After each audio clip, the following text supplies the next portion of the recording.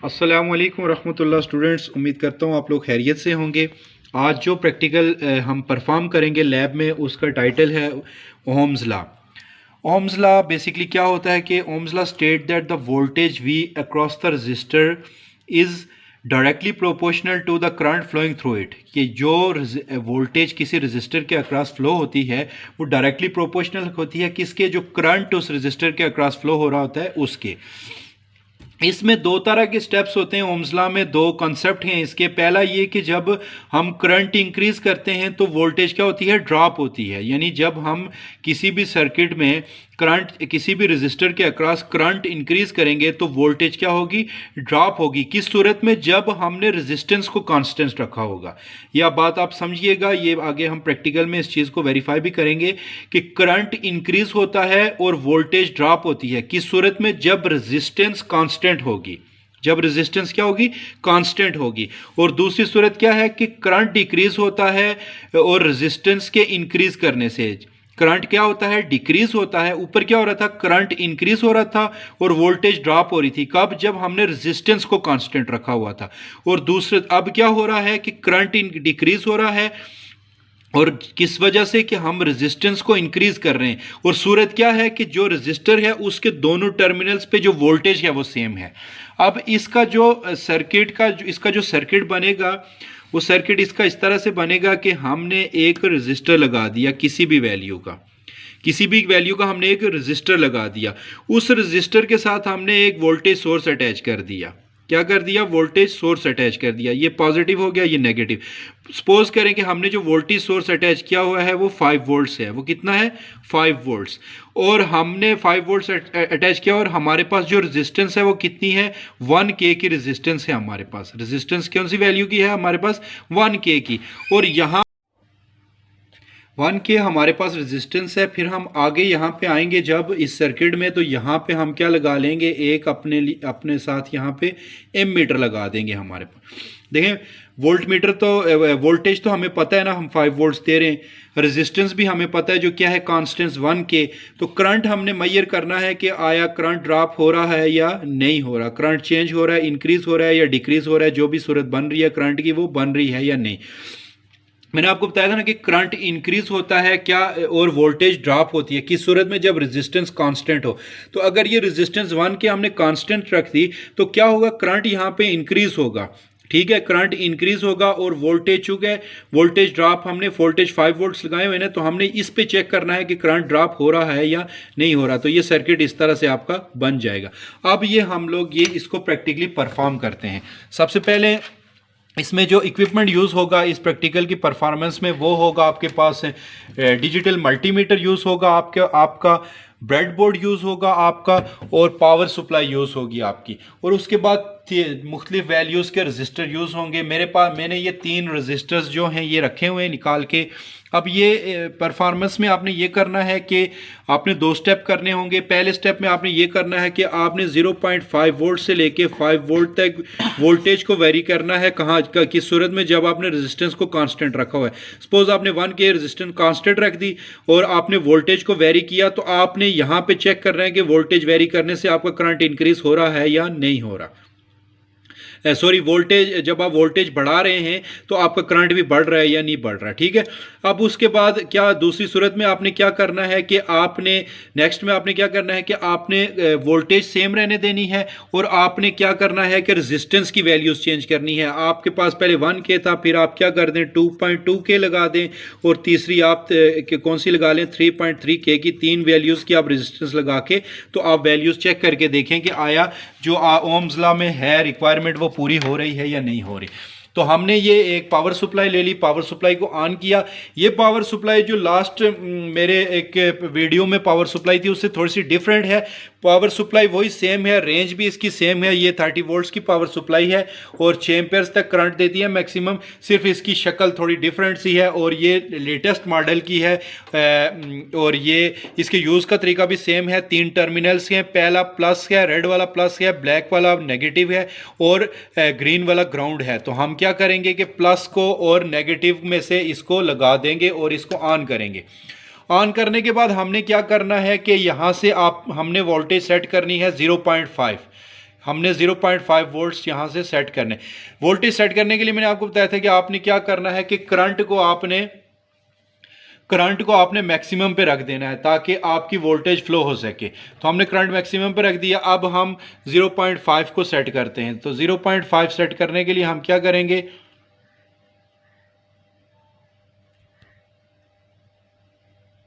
ये 0.5 वोल्ट्स हमने यहाँ से सेट कर दिए। अब हमने कौन सा रजिस्टर लिया, 1K का रजिस्टर हमने ये ले लिया। 1K का रजिस्टर लेने के बाद हमने यहाँ पे इसको सर्किट में लगा लिया।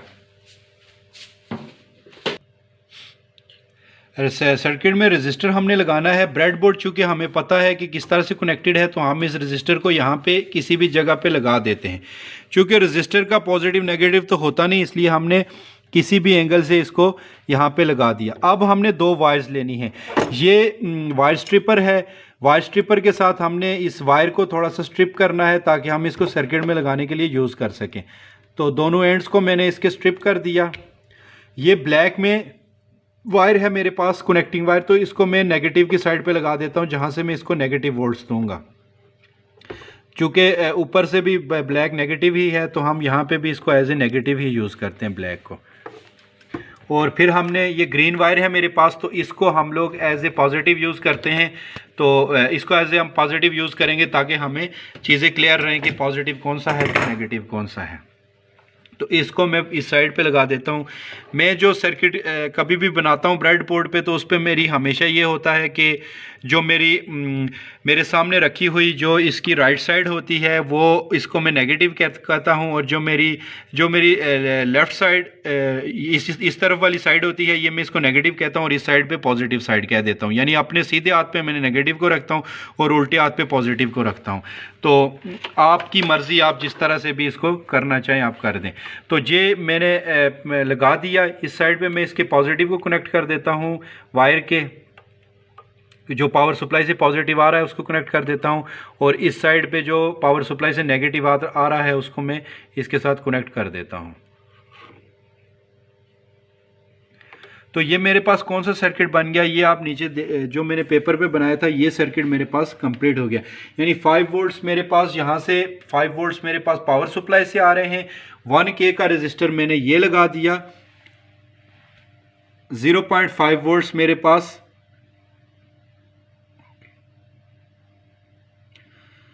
0.5 वोल्ट्स हमारे पावर सप्लाई से आ रहे हैं। 1K का रजिस्टर हमने यहाँ पे लगा दी। अब हम देखते हैं कि यहाँ पे हमारे पास करंट की क्या वैल्यू आ रही है। तो DMM को यूज़ करने का तरीका आपको पहले से समझाया है मैंने। इसको हम चेंज करेंगे यहाँ से, और इसको यहाँ पे लगा देंगे जहाँ पे हमारे पास मिली एम्पेयर्स में करंट मेजर करने का ऑप्शन यहाँ पे है। तो पॉजिटिव को हमने रिमूव करके इस तरफ से लगा दिया और नेगेटिव को इस तरह से। अब हम क्या करेंगे कि यहाँ से सर्किट को ब्रेक कर देंगे। चूँकि हम जब भी करंट मेजर करते हैं तो हमने DMM को रजिस्टर के अक्रॉस सीरीज़ में लगाना होता है। तो सीरीज़ में लगाने के लिए तरीकाकार ये है कि हम इसको रिमूव करके साइड पे लगा देते हैं ताकि हम यहाँ पे सीरीज़ में करंट चेक कर सकें। तो हम ये एक टर्मिनल रजिस्टर के साथ लगा देते हैं और एक इसके साथ। तो हम देख रहे हैं इसके हमारे पास जो करंट आ रहा है वो 0.56 मिली एम्पेयर्स आ रहा है। तो ये हमारे पास करंट आ रहा है 0.56 मिली एम्पेयर्स। अब बच्चों आप लोगों को मैं शुरू में बता चुका कि हमारे पास क्या होता है कि ओम्स लॉ का रिलेशन है हमारे पास V is equal to IR। तो ओम्स लॉ हमारे पास क्या है बेसिकली कि V is directly proportional to I है ना, कि Ohm's law state that voltage V across the resistance is directly proportional the current flowing through it ना। तो V डायरेक्टली प्रोपोर्शनल है किसके, I के। तो प्रोपोर्शनलिटी जब हम हटाएंगे तो हमारे पास क्या आ जाएगा, R आ जाएगा, क्योंकि कांस्टेंट क्या चीज़ है, कांस्टेंट तो रेजिस्टेंस है ना। तो हमारे पास क्या हो गया, V is equal to IR, यानी करंट जो रजिस्टर के अक्रॉस फ्लो है। तो रजिस्टर हमारे पास कांस्टेंट हो गया R। अब हमारे पास V भी हमें पता है कि 5 वोल्ट से हमारे पास, और I भी हमें पता है कि ये हमारे पास 0.0056 मिली एम्पेयर से हमारे पास। तो हमने फाइंड क्या करना है, हमें फाइंड क्या, जो हमें नहीं पता वो क्या चीज़ है हमारे पास, करंट हमें नहीं पता, यानी फार्मूले से हमें करंट का नहीं पता कि वो क्या चीज़ है। देखें, रेजिस्टेंस हमारे पास 1K है, वोल्टेज हमारे पास 0.5 है, तो फाइंड क्या करना था, आई करना था। तो कैसे हो जाएगा, I is equal to V over R हो जाएगा ना।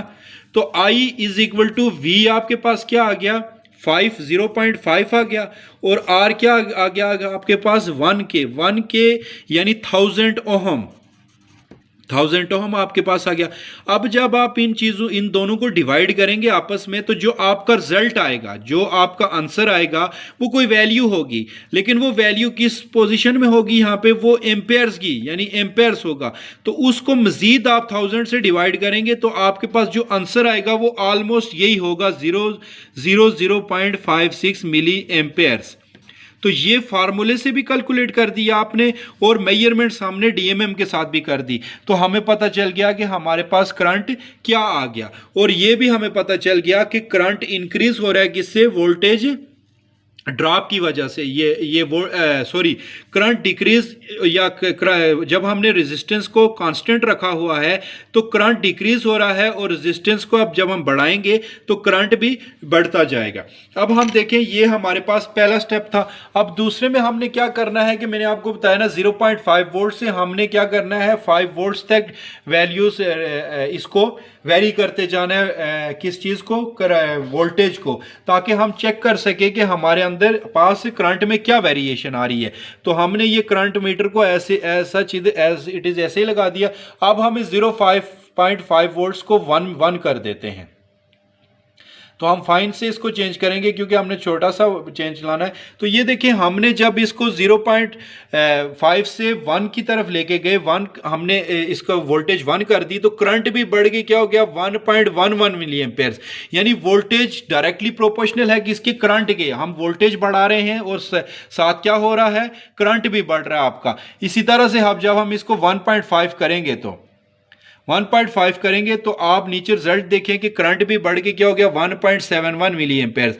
यानी क्या हो गया, डायरेक्टली प्रोपोर्शनल है, करंट बढ़ रहा है, वोल्टेज बढ़ रही है तो साथ ही करंट बढ़ रहा है। इसी तरह से आपने स्टूडेंट्स इसको वेरी करते हुए 5 वोल्ट्स तक लेके जाना है। मैं डायरेक्टली इसको 5 वोल्ट्स तक लेके चला जाता हूं कि इसके 5 वोल्ट्स पे इस पे क्या फर्क पड़ता है इसका। तो 5 वोल्ट पे जाने के बाद आप देखें कि करंट भी क्या हो गया आपके पास, 5.37 मिली एम्पेयर। यानी कि ये यहाँ से प्रूव हो रही है ये चीज़, ओम्स लॉ बाय हम लोग प्रैक्टिकली इसको प्रूव कर रहे हैं कि voltage is directly proportional to current, यानी वोल्टेज बढ़ाने से करंट भी आपका बढ़ रहा है। अब हमने क्या करना है कि इसी चीज को सेम एज इट इज इसको रहने देना है हमने। यहां से हम वोल्टेज क्या कर देते हैं कि फिक्स हमने 5 की हुई है। अब हम इस रजिस्टर को रिमूव करते हैं, और इस रजिस्टर को रिमूव करके हमने क्या करना है, दूसरे रजिस्टर को लगा देते हैं, किसी दूसरे रजिस्टर को। मेरे पास दूसरा जो रजिस्टर है वो 2.2 ओहम का रजिस्टर है। अब यहां पे हमने इससे क्या चीज प्रूव करनी है कि करंट डिक्रीज हो रहा है एज द रेजिस्टेंस इंक्रीज, कि करंट कम हो रहा है जिसे हमने रेजिस्टेंस को बढ़ाई, कि किस सूरत में, जब टर्मिनल के अक्रॉस वोल्टेज सेम है। तो वोल्टेज क्या है आपके पास, 5 सेम, हमने वही रख दी। अब हम यहाँ पे हमने इसको मीटर लगा दिया। मीटर लगा के आप चेक करें तो आपकी जो करंट आ रहा है वो 2.40 आ रहा है, जबकि पीछे आपके 5 वोल्ट्स के ऊपर करंट कितना आ रहा था, 5 पॉइंट समथिंग करंट आ रहा था। तो यहाँ पे 5 वोल्ट्स पे जब हमने रेजिस्टेंस चेंज कर दी तो करंट क्या हो गया, कम हो गया, 2.40 हो गया। यानी क्या हो गया कि करंट डिक्रीज हुआ रेजिस्टेंस के इंक्रीज करने से, और किस सूरत में, कि जब दोनों टर्मिनल्स पे वोल्टेज सेम रखी हुई है हमने। तो आपने ये देख लिया कि हमने जब इसका रेजिस्टेंस की वैल्यू को चेंज किया तो हमारा करंट डिक्रीज हो गया। अब हम इसी रेजिस्टेंस की वैल्यू को एक स्टेप और बढ़ा देते हैं, हम इसको 2.2 की जगह 3.3 कर देते हैं। तो हम यहां पे देखेंगे कि जब हमने इसके 2.2 की जगह 3.3 रख कर दिया हमने, तो करंट और ड्रॉप हो गया। तो ये देखें, अब की करंट ड्रॉप होकर 1.601 मिली एम्पेयर हो गया। यानी कि जब हमने 5 वोल्ट्स के ऊपर 1K का रजिस्टर लगाया तो हमारे पास करंट आया 5 मिली एम्पेयर।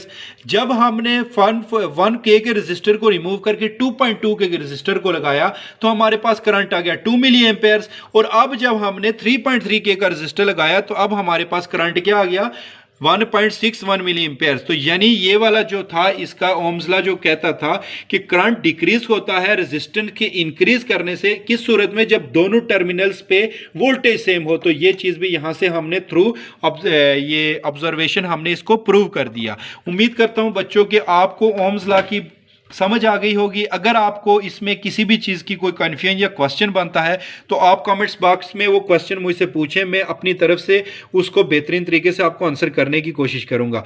तो आप वीडियो को लाइक करें, हमारे चैनल को सब्सक्राइब करें और इसको अपने फ्रेंड्स के साथ शेयर करें ताकि ज़्यादा से ज़्यादा लोग इससे फ़ायदा हो सके, हासिल कर सके। तो मिलते हैं इंशाल्लाह फिर अगली वीडियो में। बहुत बहुत शुक्रिया। अल्लाह हाफिज़।